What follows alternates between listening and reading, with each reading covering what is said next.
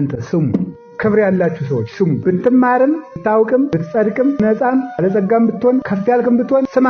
ጳጳሳት ስሙ፣ ስሙ። መምህራን ስሙ፣ እነ ቄሴም ስሙ።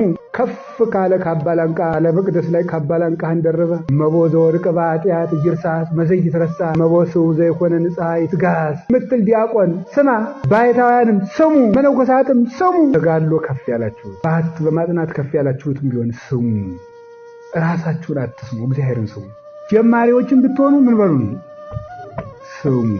አመነኮሳትም ቢሆን ልቆችም ስሙ። 20 ዓመት 30 ዓመት 35 ዓመት 40 ዓመት የምንናችሁትም ስሙ። ዓመት 2 ዓመት 3 ዓመት ገና የምንናችሁትም ስሙ። እግዚአብሔር እንዲህ ብሏል ስሙ። አሁን ተነግሮ የሚሰማ የለም። ጆሮውን ይፎታል። ምን ይሰማል? እንደው ምን ይሻላል?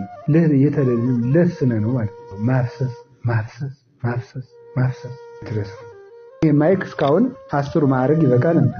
ያልተናገርንበት ቃል እግዚአብሔር የለም። ዝም ብሎ ለምን ሄሎ ስልበት ሄሎ ወስብሐት ለእግዚአብሔር ስል ወስብሐት ለእግዚአብሔር ይቅርባል።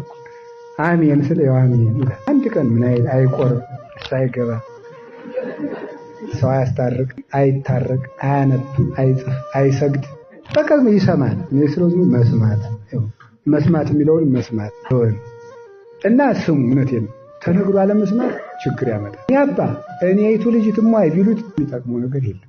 እኔ ቄስ ቢሉት አንገት ነቅንቆ ሰይጣን አይሸነፍ። መስቀል ነቅንቆ ጸሎት ነቅንቆ እጅን ነቅንቆ ሰይጣን አይሸነፍ። ዓለምን ድል የምንነሳው ሃይማኖትና በምንድን ነው?